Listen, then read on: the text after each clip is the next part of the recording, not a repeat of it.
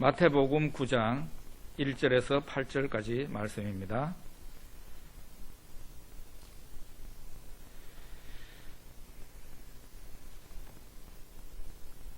마태복음 9장 1절에서 8절 같이 읽겠습니다. 예수께서 배에 오르사 건너가 본 동네에 이르시니 침상에 누운 중풍병자를 사람들이 데리고 오거늘 예수께서 그들의 믿음을 보시고 중풍병자에게 이르시되 작은 자야 안심하라 네 죄 사함을 받았느니라. 어떤 서기관들이 속으로 이르되 이 사람이 신성을 모독 하도다. 예수께서 그 생각을 아시고 이르시되 너희가 어찌하여 마음에 악한 생각을 하느냐. 네 죄 사함을 받았느니라 하는 말과 일어나 걸어가라 하는 말 중에 어느 것이 쉽겠느냐.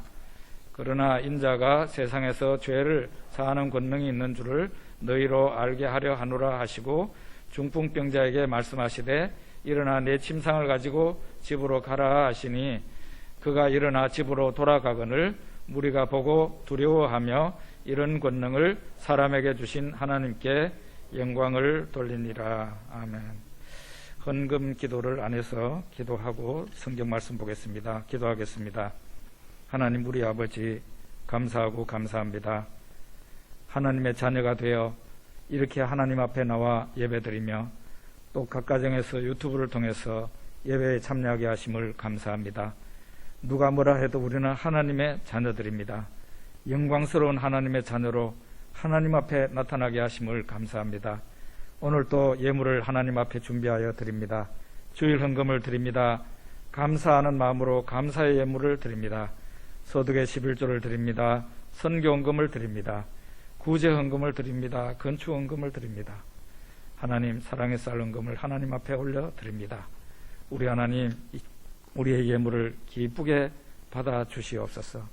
하나님 자녀로서 이 세상에 부끄럽지 않게 빛과 소금으로 살아갈 수 있도록 우리에게 믿음을 채우시고 우리의 삶에 채워주셔서 우리가 많은 사람들에게 영적으로나 육적으로나 도울 수 있는 사람들이 될 수 있도록 축복 내려주시기를 기도하고 원합니다. 성도의 직장과 산업을 든든하게 해주셔서 참 이 주일이 되면 아무 걱정 없이 하나님 앞에 나와 찬송 부르며 예배 드릴 수 있도록 우리 하나님 복 내려 주시옵소서. 이름도 없이 빛도 없이 교회 안에서 교회 밖에서 충성 봉사하는 형제자매님들 기억하여 주시고 그 하는 대로 우리 하나님께서 복 내려 주시옵소서. 우리 자녀들 입시가 있습니다. 이번 주에 수능이 있습니다. 전능하신 하나님 도와주셔서 시험 잘 치게 해주시고 자녀들 인생이 예수 안에서 형통하고 복되게 잘 되게 하여 주셔서 우리 모두가 다 기뻐하고 영광 돌리게 하여 주시옵소서. 병든 자들을 위해서 기도합니다. 우리 하나님 아버지 우리 아픈 몸에 손을 대고 하나님 앞에 기도하오니 전능하신 하나님, 하나님이 원하시면 병을 치료할 수 있습니다. 하나님 치료하여 주시옵시고 우리의 모든 병이 없어지게 하시고 하나님 앞에 건강한 몸으로 하나님 위에 영광을 위해 살게 하여 주시옵소서. 예수 그리스도 이름으로 기도드립니다. 아멘.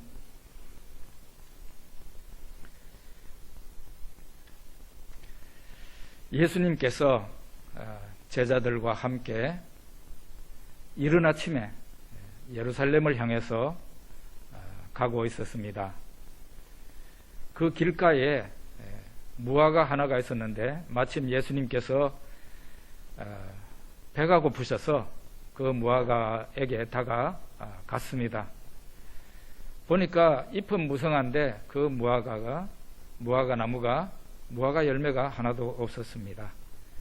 예수님께서 제자들이 다 보는 가운데서 그 무화과 나무를 저주하십니다. 이제부터 영원토록 네가 열매를 맺지 못하리라 이렇게 말씀하셨어요. 그러고는 그 다음 날 같은 곳을 지나가게 되었는데 제자들이 보니까 무화과 나무가 밑에서부터 위에까지 다 말라 있었습니다. 제자들이 예수님에게 무화과 나무가 어찌하여 곧 말랐습니까? 말랐나이까? 이렇게 묻습니다.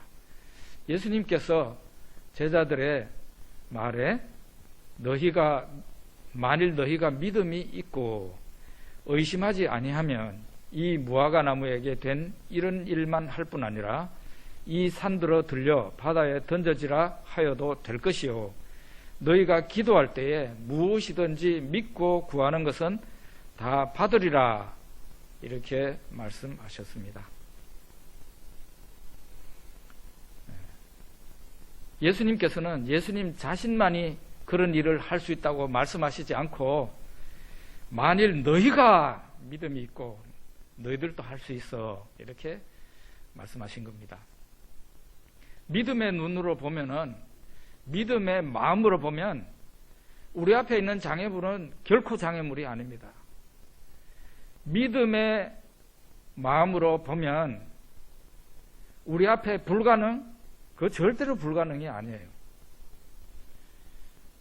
우리는 믿음으로 새로운 홍해의 기적이 우리 앞에 나타날 수 있습니다. 우리는 믿음으로 새로운 기도원과 300용사가 경험했던 새로운 승리를 경험할 수 있습니다. 우리가 믿는 사람이라면 다윗 앞에 골리앗이 허무하게 죽었던 것처럼 우리 앞에 그 어떤 골리앗이 있다고 할지라도 능히 믿음으로 쳐 부술 수 있습니다. 믿음이 있는 사람에게는 장애물이 있을 수가 없는 거예요. 거기 2절에 마태복음 9장 2절 같이 읽어봅시다. 침상에 누운 중풍병자를 사람들이 데리고 오거늘 예수께서 그들의 믿음을 보시고 중풍병자에게 이르시되 작은 자야 안심하라 내 죄 사함을 받았느니라. 이 가버나움에서 된 일입니다. 사람들이 중풍병자 한 사람을 침상에 누운 채로 사람을 운반해 왔습니다. 근데 예수님 계신 집에 사람이 너무 많아서 예수님에게 접근이 불가능했습니다. 그러자 오늘 이 마태복음 9장에서는 그런 말씀이 안 나오는데 같은 동일한 사건을 기록한 마가복음, 누가복음에 보면 이 사람들이 지붕 위로 올라가 가지고 지붕을 뜯고 그 사람을 침상채 예수님 계시는 그 방 안에 달아내렸다. 그렇게 말하고 있습니다.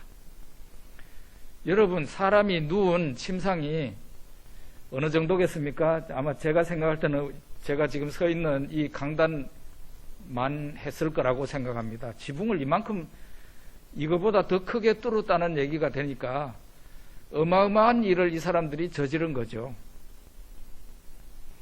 이런 행동은 보통 상식을 뛰어넘는 행동이에요. 여러분, 일반적인 사람 같으면은 이런 일을 하지 않습니다. 사람이 너무 많네. 그러면 오늘만 날인가? 내일 오자 해가지고 갔을 수도 있고요. 어떤 사람은 그냥 사람이 너무 많으니까 그냥 거기에 바깥에 어디 있을 만한데 환자를 눕혀놓고 기다릴 수도 있었을 것이고 했을 텐데 이 사람들은 와가지고 아주 적극적으로 그 장애물을 해치고 나가서 결국은 목적을 이루는데 예수님 앞에다가 이 사람을 갖다 놓은 것입니다.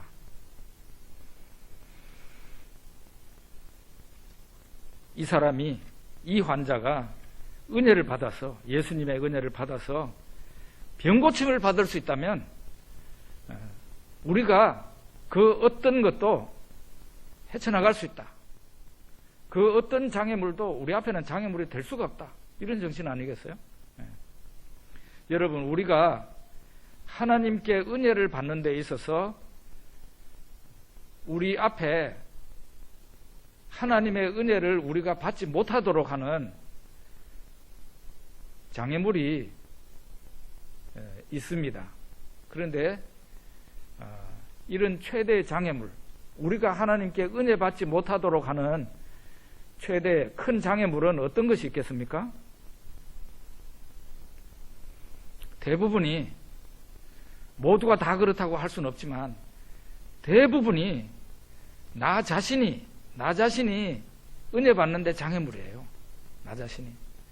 다른 사람이 장애물일까요? 내 가족이 장애물일까요? 내가 처한 환경이 장애물일까요? 물론 그런 경우도 있긴 있을 겁니다. 그런데 대부분 원인을 분석해 보면 우리 자신이 하나님께 은혜 받는데 문제가 있는 거죠. 문제가. 이게 장애물이에요. 나 자신이.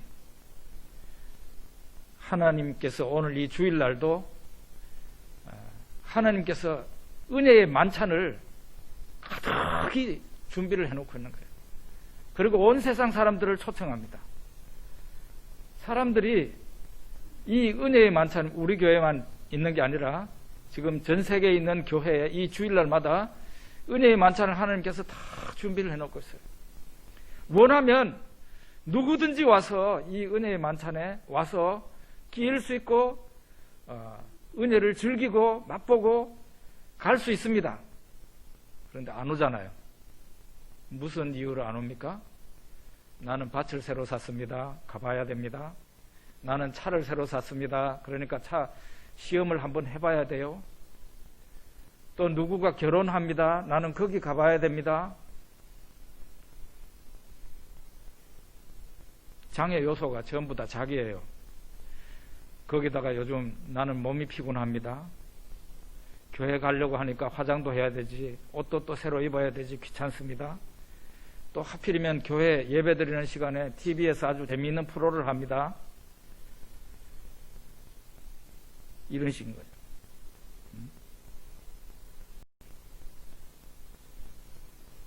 내 마음이 결단을 내리면 그건 누구가 맞겠냐 이거예요. 예?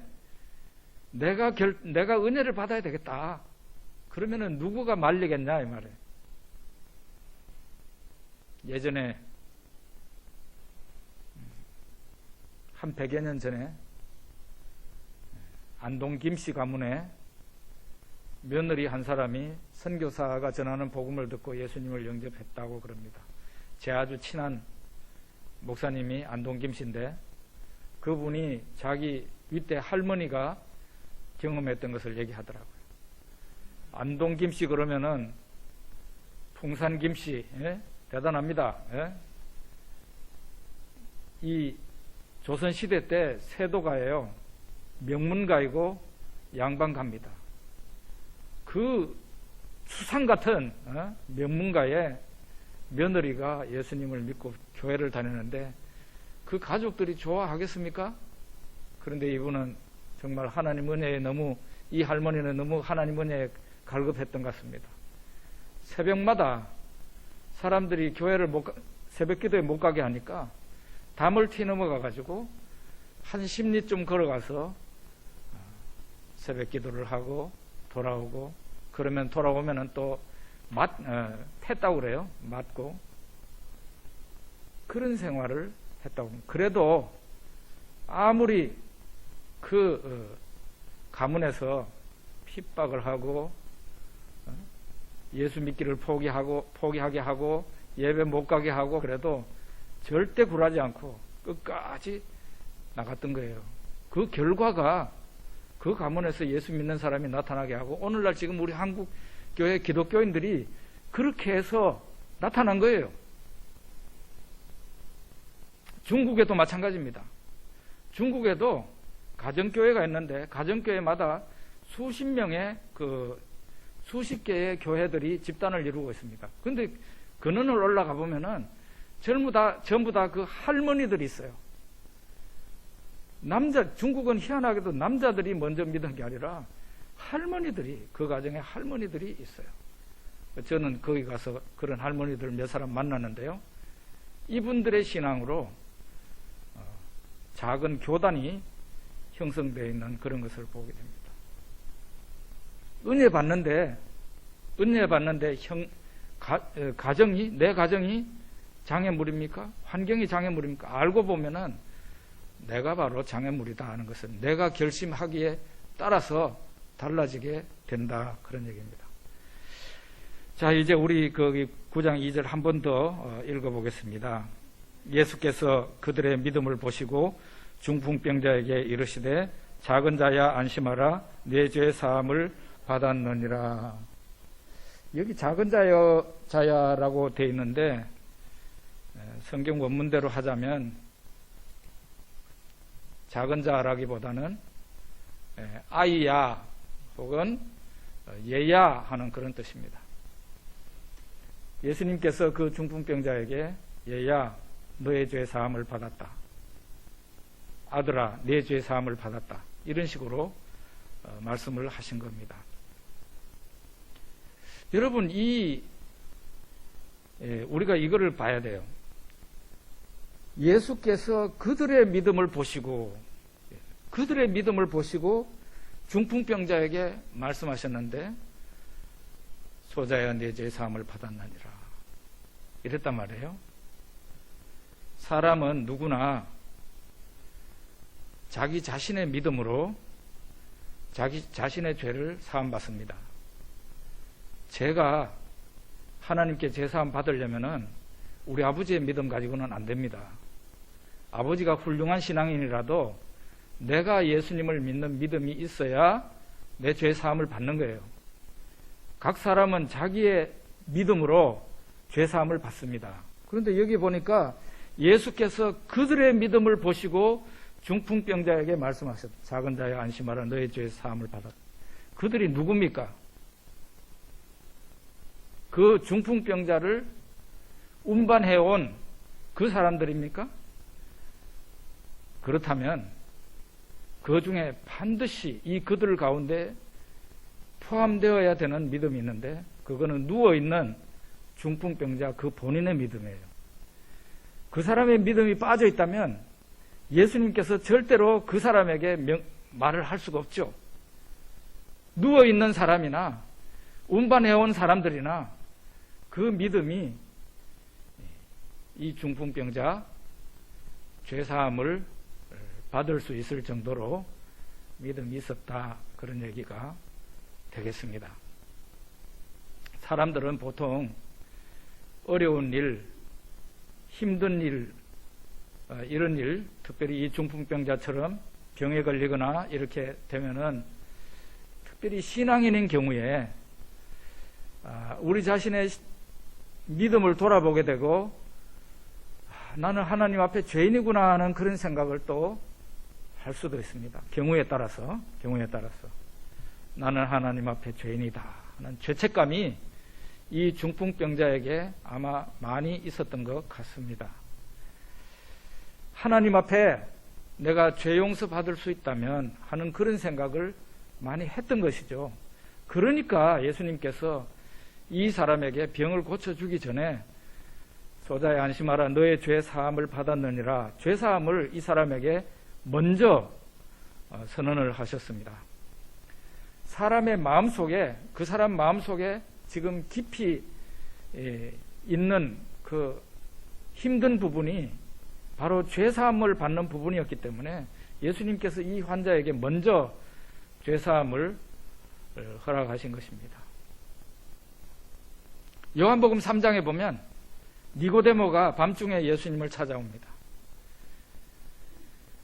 이런 말을 합니다. 당신은 하나님께로부터 온 선생님인 줄 우리가 압니다.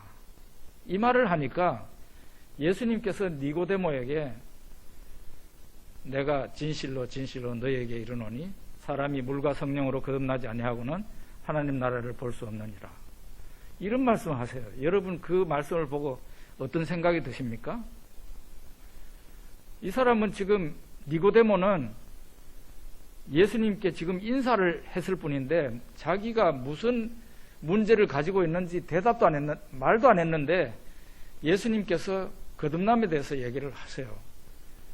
그것은 요한복음 1장을 읽어보면 그걸 알 수 있는데 예수님께서 뭇사람의 마음을 아셨다 그랬어요. 뭇사람의 마음을 아셨다. 니고데모가 예수님을 찾아왔는데 무슨 문제를 가지고 찾아왔을까요?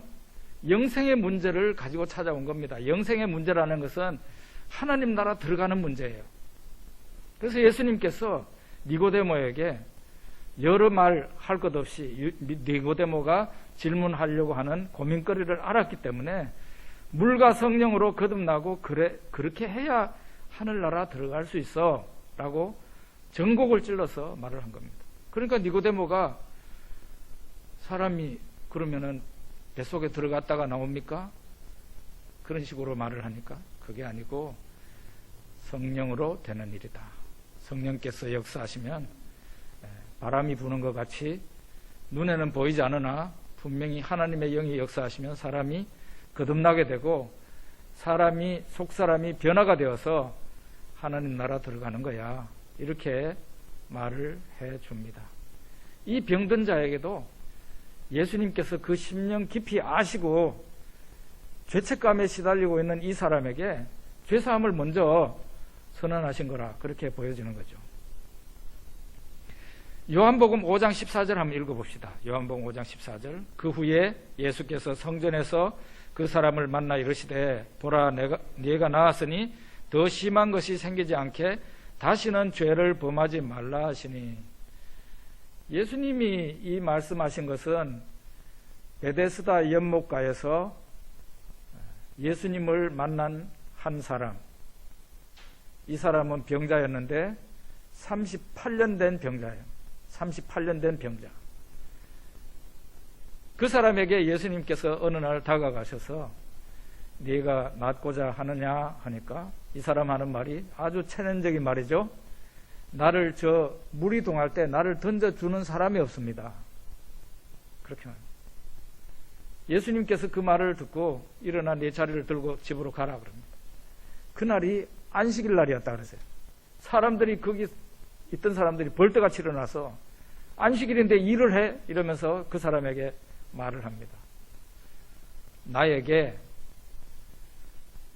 누워있는 그 자리를 들고 누군가는 일어나 집으로 가라고 하길래 내가 지금 가고 있는 중이다고 말을 합니다. 이 사람은 예수님이 자기에게 은혜를 베풀었는지도 모르고 있습니다. 어느 날 성전에서 예수님이 이 사람을 만납니다. 그 사람에게 하는 말이 바로 이거예요. 예수께서 성전에서 그 사람을 만나 이르시되 보라 네가 나았으니 더 심한 것이 생기지 않게 다시는 죄를 범하지 말라. 이 38년 된 베데스다 연못가에서 38년 된 그 사람이 그렇게 병으로 고생한 이유가 바로 여기에 있는 겁니다. 그게 죄였던 거예요. 그 사람의 죄였던 거예요. 그래서 네가 이제 나았으니까 더 심한 것이 생기지 않게 다시는 죄를 범하지 말라. 우리가 성경을 보면 사람의 질병이라는 것이 아주 다양한 이유가 있어서 옵니다. 그런데 모든 경우는 아니고 이 두 케이스를 보면 이 두 사람 같은 경우에는 죄라는 것이 그 사람의 질병과 깊은 관련이 있었다는 것을 우리가 알 수가 있습니다. 자, 이제 마태복음 9장 6절에서 7절 같이 읽어봅시다. 그러나 인자가 세상에서 죄를 사하는 권능이 있는 줄을 너희로 알게 하려 하노라 하시고 중풍병자에게 말씀하시되 일어나 내 침상을 가지고 집으로 가라 하시니 그가 일어나 집으로 돌아가거늘. 예수님께서 소자야 안심하라 너의 죄 사함을 받았느니라 하니까 거기 바리새인들이 있었습니다. 이 사람 신성모독이다. 하나님만이 죄를 사하는데 어떻게 이 사람이 죄를 사한다고 그러는가. 예수님이 하나님이라는 사실을 모르고 있는 거죠. 당연히. 그러니까 신성모독이라고 하는 거예요. 예수님은 인자가 세상에서 죄를 사하는 권세가 있는 줄을 너희들한테 보여주겠다 하고 그 사람한테 명령을 합니다. 일어나 네 침상을 들고 집으로 가라. 그러니까 이 사람이 자기가 누워있던 사람이 금방 일어나가지고 누워있던 그 자리를 들고 집으로 가는 일이 그 많은 사람들 가운데서 일어난 거예요. 예수님이 죄 사하는 권세를 말하면서 치유를 행하신 거예요. 그 사람의 불치의 병을 고친 겁니다. 우리는 죄사함이라는 것하고 병고침이라는 것을 별개로 보잖아요, 보통. 그런데 이거는 예수님 한 분에게서 나오는 거예요. 한 분에게서 나오는 동전의 양면과 같은 겁니다.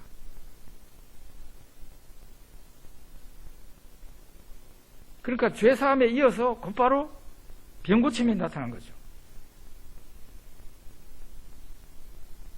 제가 암이 걸려서 예수님을 찾아 나온 걸 잘 아시죠? 제가 암이 걸려서 예수 믿는 초기에 신유 집회를 갔더니 거기에 먼저 믿는 사람들이 저한테 병이 빨리 낫는 방법을 말해주더라고요. 그게 바로 정 선생, 당신 먼저 죄를 회개하고 그동안 하나님 안 믿었던 죄를 회개하고 먼저 영혼 구원 받아야 됩니다. 그러더라고요. 영혼 구원을 받아야 된다. 그러면은 당신의 육체도 하나님이 긍휼히 여기셔서 낫게 해주실 거다. 그러더라고요. 그리고 사람의 내부에 있는 눈에 보이지 않는 육체 안에 있는 영혼의 문제가 먼저 해결이 되고 난 다음에 육체의 문제가 해결된다는 거죠. 저는 초신자라 잘 몰랐지만 그 사람들의 말을 100% 받아들였고, 제가 그동안 예수님 안 믿은 죄, 하나님 안 믿은 죄를 회개하면서 또 제가 하나님 앞에 예수 그리스도를 영접하고 그리고 제 병도 낫기를 시작했습니다. 중풍병자가 병 고침을 받기 전에 먼저 죄사함을 받았듯이 우리도 어떤 곤란한 어려운 문제, 고통스러운 문제를 가지고 하나님 앞에 기도할 때에 다는 아니지만 아주 곤란하고 힘들고 고통스러운 문제로 기도를 할 때 내 영적인 내 속에 있는 감춰져 있는 영적인 문제를 먼저 해결할 수 있다면 해결받아야 돼요.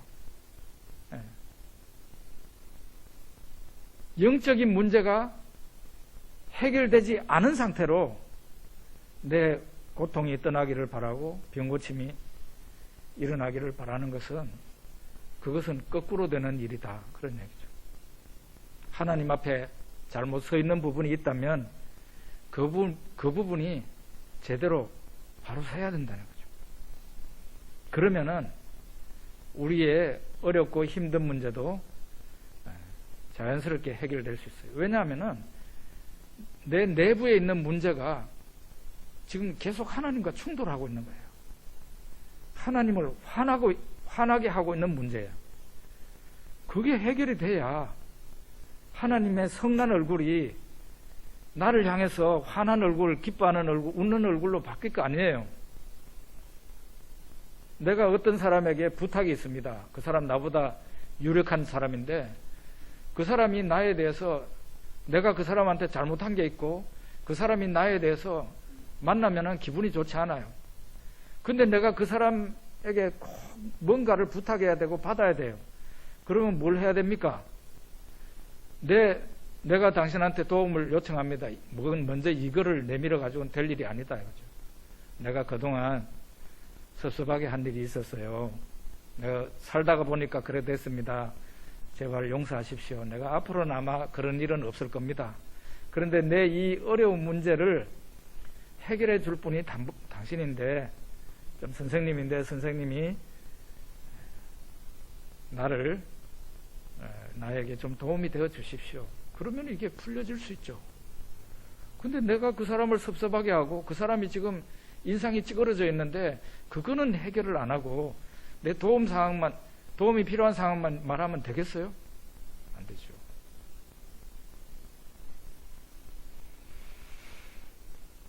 예. 그 다음에 이제 우리 9장 8절 같이 읽어봅시다. 9장 8절입니다. 무리가 보고 두려워하며 이런 권능을 사람에게 주신 하나님께 영광을 돌리니라. 이 부분이, 요 한 구절이 오늘 제가 설교하는 가장 강조하고 싶은 포인트예요. 무리가 보고 두려워하며, 그 다음부터예요. 이런 권능을 사람에게 주신 하나님께 영광을 돌렸다. 이렇게 나오고 있어요. 분명히 예수님의 권능이 나타난 건데, 예수님이 권능을 나타내셔서 지금 자리에 누워있는 사람을 즉각 일으켜가지고 집으로 돌려보낸 거 아니에요. 그건 예수님의 권능이잖아요. 예수님의 권능인데 이 마태는 뭐라고 말했는가 하면 이런 권능을 사람에게 주신, 이렇게 말을 하고 있단 말이에요. 이런 권능을 사람에게 주신 하나님께 영광을 돌렸다. 무슨 권능이에요? 바로 예수님이 지금 현재 나타내신 권능이에요. 그걸 갖다가 뭐라고 말을 했느냐? 이런 권능을 사람에게 주신 하나님께 영광을 돌렸다. 여러분, 예수님의 권능을 예수님 그분만의 권능으로 말을 하지 않고 사람에게 주신 것으로 말을 하고 있습니다. 그래서 우리가 이 부분 말고도 다른 부분하고 이렇게 보면은 예수님의 교훈은 대부분이 다 예수님 자신만이 할 수 있는 권능으로 말을 안 해요. 아까 무화과나무 사건 얘기했죠?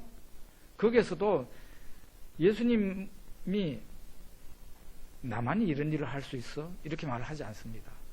너희가 이러면서 너희가 믿으면 이것보다 더 놀라운 일을 할 수 있어. 이렇게 말. 오늘 이 마태복음 9장도 사람에게 그런 권능을 주셨다는 것은 예수님만의 권능이 아니라 예수님을 믿는 사람은 누구든지 예수님이 하신 이런 일을 할 수 있다는 그런 권능이 주어졌다는 것을 말을 하고 있는 겁니다. 성경이 분명하게 말하고 있는 것은 그대로 받아들여야 돼요. 내가 잘 이해가 안 되더라도. 사도행전에 성전 미문에 앉아서 구걸하던 장애인이 있었습니다. 이 사람은 한 번도 태어나서 일어나 본 적이 없는 사람이에요.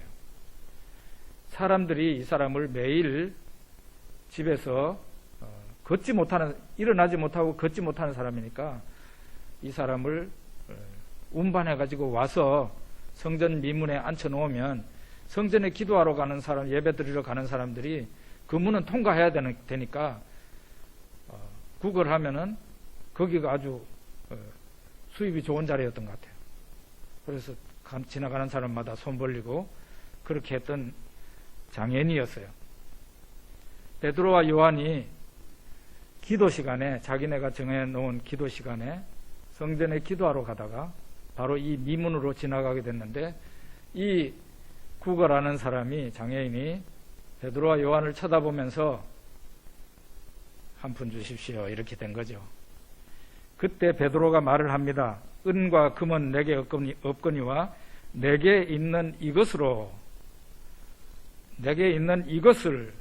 너에게 주노니 나사렛 예수 그리스도의 이름으로 일어나 걸으라. 그러자 예수님의 놀라운 능력이 베드로를 통해서 그 사람에게 나타났습니다. 하나님의 능력이 나타났어요. 그래서 이 사람이 그 자리에서 일어나더니 걷기도 하고 뛰기도 하며 성전으로 들어가면서 하나님을 찬양했다. 이것이, 이 사람은 누구나 다, 예루살렘에 사는 사람이라면 누구나 다 아는 사람인데, 이 사람에게 이런 놀라운 기적이 일어남으로 인해서, 예수 이름으로 행하는 능력이 나타남으로 인해서 예루살렘에 있는 사람들이 예수님은 없어졌으나 여전히 예수님은 눈에 보이지 않으나 여전히 예수님은 살아계신다는 것을 예루살렘 사람들이 다 알게 된 사건입니다. 여기에서 베드로가 하는 말이 중요해요. 내한테 은과 금은 없다는 거예요. 네가 바라는 것은 돈인데 돈은 없다. 그런데 내한테 있는 것 한 가지가 있는데 바로 예수님이다. 그렇게 한 거예요. 예수님, 나사렛 예수 그리스도 이름으로 명하노니 일어나 걸어라. 이렇게 된 거죠. 이름으로 일어나 걸어라. 그렇게. 예수 그리스도의 이름으로라는 말은 어떤 뜻인가 하면 예수님이 너를 일으킨다 이런 뜻이에요. 여러분, 우리가 기도할 때 제일 마지막에 예수님 이름으로 기도합니다. 아멘 이러죠. 그게 뭔가 하면은 효력상 예수님이 기도하시는 것과 마찬가지예요. 예수님 이름을 사용해서 하나님 아버지 앞에 기도하는 거니까 예수님이 기도하는 것과 같은 권세와 효력을 가지는 겁니다. 그게 바로 예수 이름으로 기도하는 거예요. 아십니까? 예. 평생 일어나 보지 못한 그 사람에게 나사렛 예수 그리스도의 이름으로 일어나 걸어라 할 때 예수님이 나사렛 예수께서 너를 일으키신다, 일어나라 하는 그런 뜻이라는 말이에요.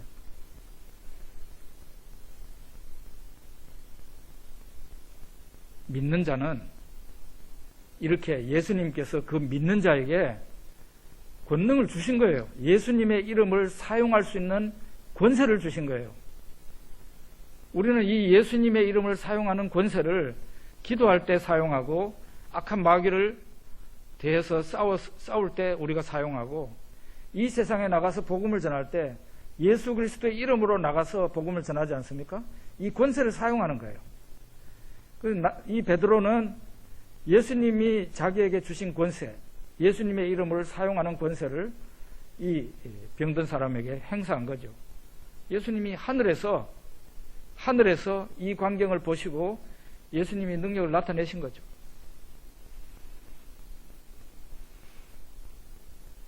마태복음 17장 20절, 마태복음 17장 20절 같이 읽어봅시다. 이르시되 너희 믿음이 작은 까닭이니라. 진실로 너희에게 이르노니 만일 너희에게 믿음이 겨자씨 하나만큼만 있어도 이 산을 명하여 여기서 저기로 옮겨지라 하면 옮겨질 것이요 또 너희가 못할 것이 없으리라. 예수님이 말씀은 예수님이 제자들과 변화산 상에 계실 때 밑에 있는 제자들, 산 밑에 있는 제자들에게 어떤 사람이 자기 아들을 데리고 왔는데 귀신 들린 아들이에요. 이 귀신이 이 아들을 불에도 던지고 물에도 던지고 해서 형편없는 삶을 살아가는 그런 아들이었습니다. 예수님을 만나 뵙겠다고 왔겠지요. 그런데 예수님은 없었고 제자들만 있었어요. 그래서 제자들에게 좀 부탁을 했더니 이 제자들이 예전에는 동네마다 복음 전하러 갈 때 예수님께서 귀신을 쫓아내고 병든 자를 안수하면 낫는 능력을 주셨잖아요. 예수님 이름으로 이런 권능. 분명히 예전에는 귀신을 쫓아냈는데 이 귀신은 못 쫓아냈어요. 실패했어요. 그래서 막 우왕좌왕하고 이러는 상황에 예수님이 산에서 내려오셨습니다. 그랬더니 사람들이 예수님께 막 몰려들었어요. 이 사람이 자기 애를 데리고 예수님께 와서 내가 선생님의 제자들에게 이 아들을 데리고 왔는데 능히 못하더이다. 귀신을 못 쫓아냈습니다. 하실 수 있거든. 한번 선생님이 하실 수 있거든 해봐 주십시오. 그때 예수님께서 할 수 있거든이 무슨 말이냐. 믿는 자에게는 능치 못할 일이 없느니라. 이런 말씀하세요. 믿는 자에게는. 그는 예수님만이 할 수 있다고 말을 하지 않고 믿는 자는 누구든지 할 수 있는 것으로 보편화시켜서 말씀하고 있는 거예요. 예수님께서 그 귀신을 명하니까 나가버렸어요. 제자들이 못 쫓아낸 그 귀신을 쫓아냈어요. 그리고 이제 사람들이 다 가고 난 뒤에 제자들과 예수님과 만만 있을 때 제자들이 예수님에게 묻습니다. 우리는 왜 못 쫓아냈습니까? 하니까 나는 하늘에서 내려온 자고 너희는 땅에서 있는 사람이니까 안 되지. 이런 식으로 말을 안 해요. 예수님이 뭐라고 그런가 하면 너희 믿음이 작은 까닭이다. 이렇게 얘기를 합니다. 너희도 할 수 있었는데 믿음이 작았기 때문에 안 된 거다라고 말을 하는 겁니다. 그렇습니다. 하나님께서 그 제자들이나 오늘날 믿는 우리들에게 예수 그리스도의 이름을 사용하고 하늘의 권세와 능력을 사용할 수 있도록 우리에게 놀라운 권능을 주셨는데, 문제는 우리의 믿음이 작아서 그 권능을 사용을 못하고 있는 게 문제라는 거죠. 하나님의 권능을 우리에게 주셨지만 우리는 하나님이 믿음이 작기 때문에 하나님이 우리에게 무슨 권능을 줬는지도 몰라요. 하나님은 주셨다는데 주셨는가? 안 주신 것 같은데? 이런 식으로 반응을 한 거죠. 그리고 주셨다는 것을 믿는 사람도 전적으로 이것을 신뢰하고 활용을 못해요. 하나님이 주신 그 강력한 무기를, 하나님의 권능을 믿음이 적기 때문에 혹은 믿음이 없기 때문에 사용을 못해요. 여러분 주의 깊게 보십시오. 이런 권능을 사람에게 주신 하나님께 영광을 돌렸다는 것은 굉장히 특이한 표현입니다. 그래서 우리가 다른 성경도 이런 부분을 지지하는가? 하나님이 예수님에게만 이런 권능을 주신 게 아니고 사람들에게, 하나님을 믿는 사람들에게 이런 놀라운 권능을 주셨는가 해서 찾아보면 예수님이 항상 제자들에게 말하는 것이 그거예요. 예수님만의 권능이라고 말을 안 해요. 그리고 너희도 믿으면 그렇게 된다고 말을 해요. 그런데 우리는 그렇습니까? 무엇이 문제입니까? 예수님 말씀에 의하면 무엇이 문제냐고요? 우리는 보통 이런 생각을 하잖아요. 그거는 예수님이 하나님의 아들이시니까 예수님만이 하시는 일이지라고 생각하고 있는데, 예수님이 그리고 성경이 일관되게 말하고 있는 것은 그게 아니고 믿는 사람에게 하나님께서 놀라운 권능을 주셨다는 거예요. 예수님께서는 믿는 사람에게 예수님의 놀라운 그 권세와 이름과 권능을 행할 수 있는 그런 자격을 주신 거죠. 문제는 무엇이 문제입니까? 내 믿음이 작은 것이 문제다. 그런 얘기예요. 믿음이 큰 사람은 하나님의 권능을 자유자재로 사용합니다. 그래서 그의 삶은 아주 파워풀하고 풍성합니다. 그런데 믿음이 작은 자는 어떻습니까? 하나님께서는 그에게 권능을 주셨는데도 제대로 사용할 줄을 몰라요. 권능을 주신 줄도 몰라요. 그러니까 그 인생이 불신자와 비교해서 별로 다름도 없고, 인생이 결핍 가운데 살고 능동적이지 못하고 세상에서 찌부러져 가지고 계속 있다가 벌써 자기 마음속에서부터 실패자예요. 그렇게 살다가 가는 거예요, 인생을. 그게 예수님이 원하시는 인생입니까? 그렇지 않죠. 예수님께서 나를 믿는 자는 내가 하는 일을 그도 할 것이요 또한 그보다 큰 일도 하리니 이는 내가 아버지께로 감이니라. 예수님이 십자가에 달리시기 하루 전날 하신 말씀이에요. 나를 믿는 자는 내가 하는 일을 그도 한다. 그리고 그보다 큰 일도 한다. 이는 내가 아버지께로 감이니라. 예수님께서 하나님 아버지께로 가는 그것이 예수님의 사역이 중단됨을 의미하는 게 아니라는 거예요. 예수님께서 하나님 아버지께로 가는 것이 오히려 예수님의 그 권능과 권세를 더 강력하게 한 단계 더 높여서 역사하시는 방법이다. 그런 얘기를 하고 있어요. 천상통치, 예수님의 천상통치가 십자가 이후에 이루어지게 된다는 것을 말하고 있습니다. 우리는 믿음을 키워야 돼요. 그러니까 내 작은 믿음을 큰 믿음으로 키워야 됩니다. 믿음이 작은 자들아, 이런 말을 듣지 않도록 큰 믿음으로 확장시켜야 돼요.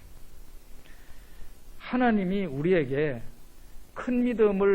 큰 믿음이 될 수 있도록 주신 수단 두 가지가 있는데, 그것은 첫째로 하나님 말씀 성경이고 두 번째로는 기도라는 것입니다.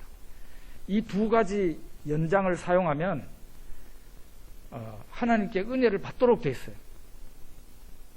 은혜 받고 싶은 사람은 이 두 가지를 늘 활용해야 돼요. 성경을 늘 읽어야 돼요.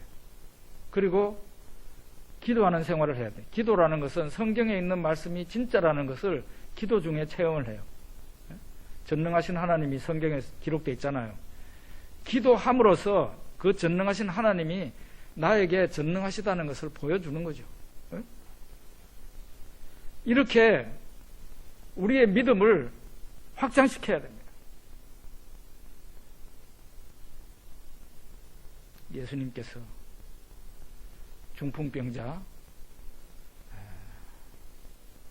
놀라운 권능을 나타내서 그가 집으로 가고 난 뒤에 사람들이, 마태복음에 분명히 기록되기를, 이런 권능을 사람에게 주신 하나님께 영광을 돌렸다. 예수님께서 곳곳에서 말씀하세요. 여자여, 내 믿음이 크도다. 너의 믿음이 너를 구원하였느니라. 너희가 만일